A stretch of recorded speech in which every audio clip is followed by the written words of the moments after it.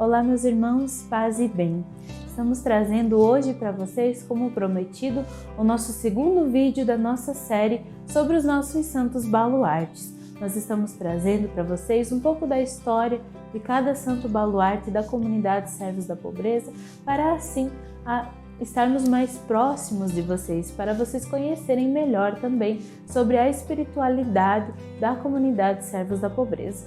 E como o prometido, hoje nós falaremos um pouco mais sobre a vida de São Francisco de Assis.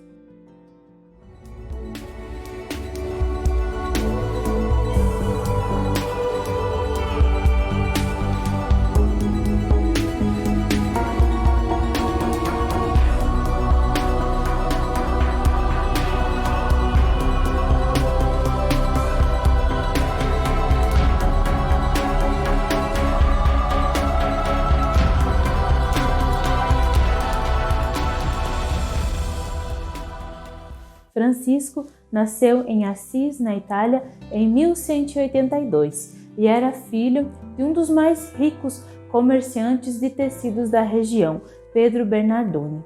Francisco, curiosamente, recebeu no batismo o nome de João.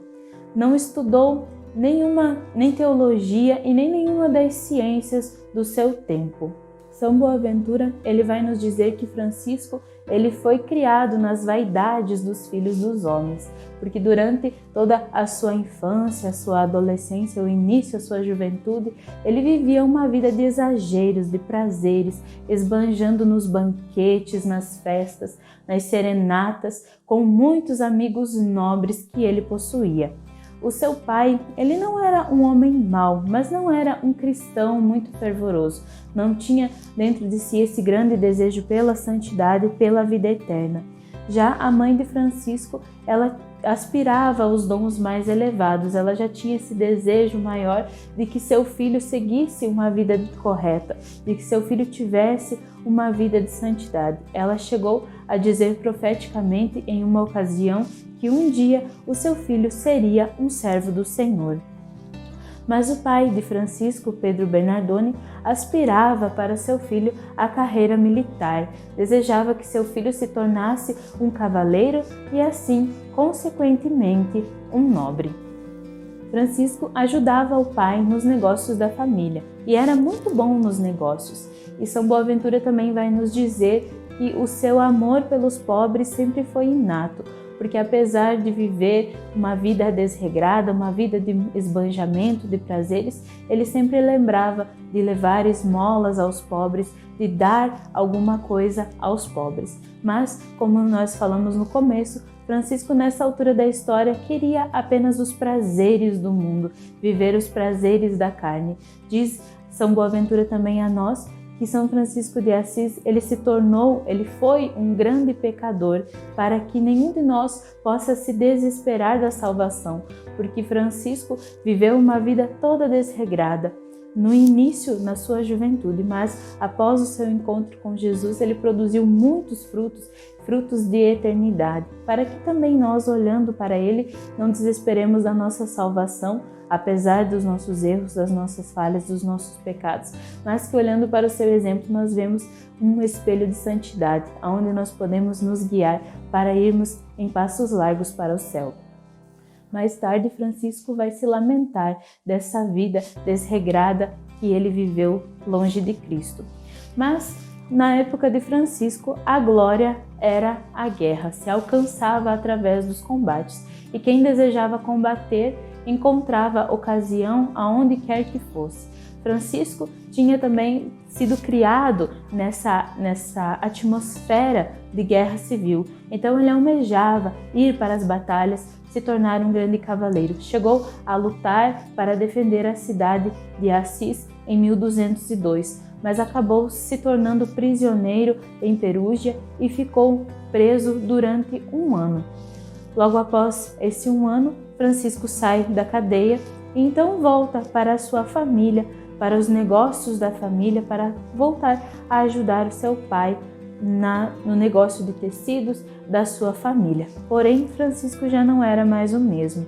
aquilo que antes lhe trazia tanto sabor, tanto prazer, as alegrias do mundo, ele já não conseguia mais ver. estando em companhia dos seus amigos, estava sempre triste. Era como se o seu coração buscasse algo que não estava acessível a ele naquele momento. Francisco continuava a sonhar com a glória militar. Então, ele resolveu alistar-se para os exércitos pontifícios. Certa manhã, partiu para Roma acompanhado de um escudeiro. E na estrada, em direção a Roma, em um certo momento, eles pararam para descansar. E Francisco, ali em sonho, ele ouve a voz do Senhor que o diz para voltar a Assis. E a grande promessa de nosso Senhor a Francisco é de que vai tornar doce aquilo que para ele parecia amargo. Francisco, então, abandona o seu sonho militar, todas as ferramentas de guerra que ele tinha levado consigo e volta então para Assis. E quando Francisco retorna a Assis, ele está renovado, aquela alegria transbordante novamente está nesse rapaz, como se ele realmente havesse encontrado esse grandioso tesouro, aquilo que ele tanto buscava. E é importante destacar que nesse momento ele já não via mais alegria nas bebedeiras, nos grandes banquetes, na companhia dos amigos e foi perdendo cada vez mais o gosto pelos negócios. Depois de muito tempo de oração, nosso Senhor revelou a Francisco de que a sua princesa, essa grande dama que ele entregava por esposa a Francisco, era a Senhora Pobreza. E ali Francisco recebe a sua vocação de não dar esmola aos pobres, mas tornar-se um com eles. Francisco foi durante muitas vezes tentado a voltar atrás, mas com a graça do Senhor ele persistiu apesar de muitas provações, de muitas tentações e de muitas perseguições. E foi quando Francisco deu aquele beijo no leproso em que ele viu tornado realidade aquela promessa do Senhor, que ia tornar doce aquilo que parecia amargo, porque Francisco nada causava mais repulsa nele do que os leprosos. Então, quando ele encontrou-se com aquele leproso, ele teve aquela tentação de fugir, mas ele resistiu à sua vontade, foi ao encontro daquele irmão, abraçou e beijou. E ali ele pôde sentir essa doçura que é viver a vontade de Deus, fazer aquilo que nosso Senhor deseja para nós. Em 1206, Francisco visita a pequena capela de São Damião e ali ele encontra aquela pequena capela totalmente destruída. E ali, diante do crucifixo, é que Francisco recebe esse chamado do Senhor para reconstruir a igreja que estava em ruínas. E Francisco, naquele momento, entendeu que ele deveria trabalhar na restauração da capela de São Damião, que estava ali toda aos pedaços. Então, ele vai até a casa do pai, pega todos os tecidos do pai, vai para uma cidade vizinha, ali vende os tecidos e também o cavalo que ele usou para ir até lá e volta para Assis a pé. E com esse dinheiro que ele arrecada ali da venda dos tecidos e também do cavalo, ele começa a restauração da capelinha de São Damião. Bom, e nós podemos imaginar que Pedro Bernardone, pai de Francisco, não ficou nada contente com essa atitude do filho. Por isso, Francisco permaneceu escondido do pai durante um mês. Mas depois desse um mês, ele decidiu que ele deveria, sim, enfrentar o pai, devolver a ele aquilo que ele tinha pego. Então é ali, diante do bispo, que Francisco devolve o dinheiro ao pai e também ali ele se despoja das suas vestes e do seu nome e diz que a partir daquele momento o único Senhor que ele tem é Cristo e que o único nome que ele carrega é o nome de Cristo. Francisco então começa a pedir esmolas para ajudar na restauração da capela de São Damião. Francisco restaurou nesse período 3 basílicas que estavam arruinadas ali na região de Assis. Até que certo dia, pela manhã, ouvindo o Evangelho, Francisco entendeu o grande chamado de Nosso Senhor para ele, que Nosso Senhor não o chamava para reconstruir igrejas de pedra, mas que essa igreja que estava em ruínas era a igreja de Cristo, as pessoas, nós que pertencemos, nós que somos a igreja de Cristo, éramos nós que precisávamos ser restaurados. Aí Francisco começa a viver a sua missão com plenitude. Assim que Francisco entendeu o seu chamado, logo começaram a surgir muitos discípulos, muitos jovens, muitos seguidores que, inspirados na vida de pobreza, oração e penitência daquele homem, foram entendendo também o seu chamado de Deus para viver da mesma forma que Francisco. É aí que Francisco decide ir para Roma para obter do Papa a aprovação de uma ordem religiosa para que os seus discípulos pudessem viver com mais estabilidade, com mais segurança, mediante a aprovação do Papa. A Igreja do tempo de Francisco buscava prazeres, luxo, glória, e não faltavam hereges tentando impor a sua doutrina para a Igreja. Por isso, não é de se estranhar que quando Francisco chega com a sua proposta de uma vida humilde de pobreza, segundo o Evangelho, ele foi recebido com certa aspereza pelo Papa e pelos cardeais. Os cardeais achavam que o modo de vida que Francisco queria viver era impossível de ser vivido. Mas em uma terceira audiência com o Papa Inocêncio III, o Papa percebeu que em Francisco não havia nada de perigoso, mas que existia apenas o desejo de fazer a vontade de Deus, o desejo de seguir os passos de Jesus e de viver como Jesus e seus discípulos viveram. Então aí Francisco recebe a aprovação verbal do Papa para a sua ordem. E a partir desse momento, com a aprovação do Papa, muitas e muitas vocações foram surgindo.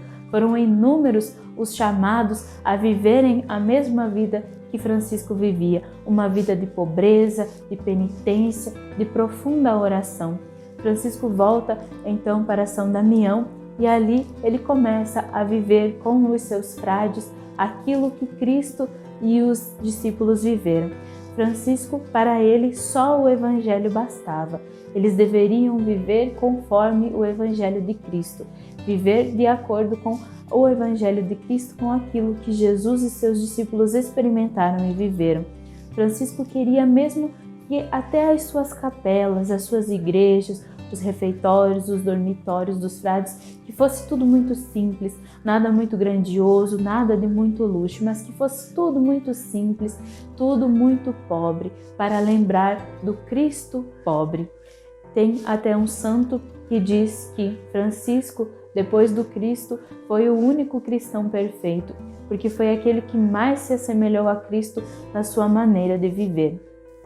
Uma dessas vocações que surgiu a partir da vocação de Francisco foi a vocação de Santa Clara de Assis. Clara via em Francisco os ideais que ela também queria seguir. Via nele esse grande espelho pelo caminho que Cristo também a chamava a trilhar. E após dura resistência dos seus pais, Clara, ela consegue sair de casa para também viver a vida como Francisco vivia. Mas Clara, ela se torna a fundadora da Ordem das Damas Pobres. Então, na Igreja de Santa Maria dos Anjos, ali Clara e suas irmãs começam a viver então o ramo feminino, baseado na vida, nos ensinamentos de São Francisco de Assis, mas porém no ramo feminino. As Irmãs Damas Pobres, hoje nós conhecemos como as Irmãs Clarissas. Existem muitos pontos muito importantes da vida de São Francisco que nós poderíamos colocar aqui, mas se nós fôssemos, o vídeo ficaria muito longo.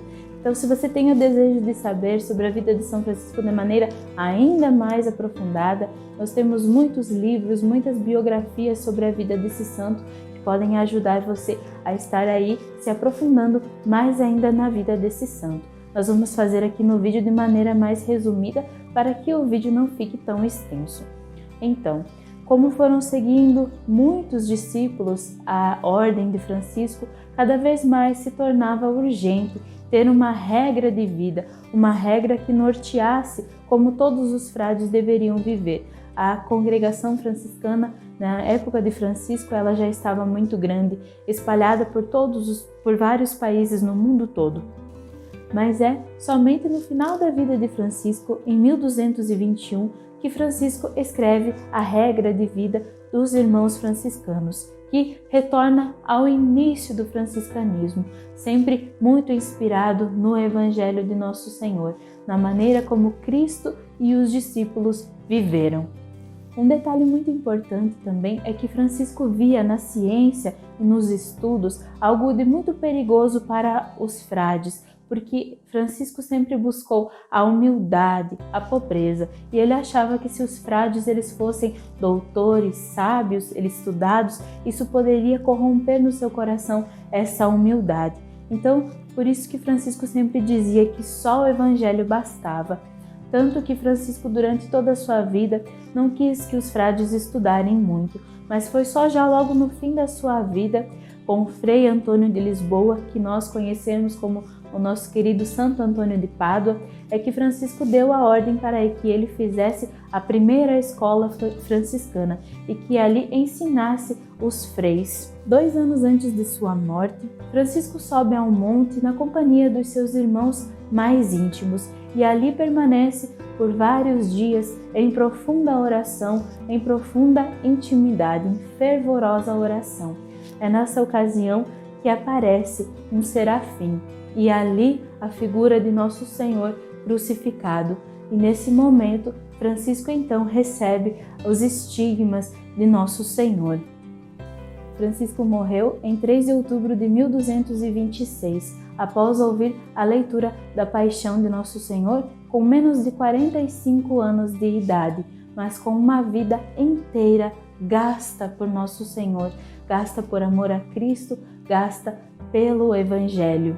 E foi declarado santo apenas 2 anos após a sua morte pelo Papa Gregório IX. Mas o que Francisco nos diz como comunidade servos da pobreza? Bom, nós temos São Francisco de Assis como nosso grande baluarte desde a fundação da nossa comunidade. E Francisco, para nós, ele vem nos ensinar realmente isso que Francisco viveu durante a sua vida toda com os seus irmãos, com os seus frades, de buscarmos viver como Cristo e os discípulos, a vivermos na pobreza, na simplicidade. Nós trazemos servos da pobreza já no nosso nome. E essa pobreza também nos lembra isso. A pobreza que é muito mais do que não possuir bens, mas de não ser apegado a ele, a não deixar com que a riqueza entre no nosso coração como uma forma de orgulho, mas nós buscarmos sempre mais, vivermos na humildade, buscarmos ser humildes e pequenos, assim como São Francisco de Assis, que foi o pobrezinho de Assis, como ele é lembrado. Então nós olhamos para a vida, para o exemplo desse grande santo da Igreja, ao qual somente Cristo basta. A maior riqueza, a única riqueza, o seu único tesouro era o Cristo. E para nós, comunidade servos da pobreza, esse chamado também é muito forte. O nosso único tesouro é Cristo, a nossa única riqueza é Ele. E buscarmos viver como Cristo viveu, em uma vida de humildade. Buscarmos a humildade, a pobreza, cada dia de nossa vida. Então, gostou desse vídeo? Deixe o seu like. Se você está assistindo esse vídeo pelo YouTube, não esquece de se inscrever no nosso canal, de ativar o sininho para receber as notificações dos próximos vídeos que virão. Se você ainda não nos acompanha nas nossas redes sociais, nós vamos deixar aqui abaixo as nossas redes sociais para vocês estarem seguindo as nossas páginas, acompanhando todas as nossas publicações. Esse foi o nosso segundo vídeo da nossa série sobre os nossos santos baluartes. Nós estaremos trazendo na próxima semana o nosso terceiro vídeo falando sobre a vida de São Pedro Julião Eymard, esse grande santo que tanto nos fala do nosso amor pela Eucaristia. Você já conhecia a história de São Francisco de Assis? Deixa para nós aqui nos comentários que nós queremos saber. Fiquem com Deus, até a próxima. Paz e bem.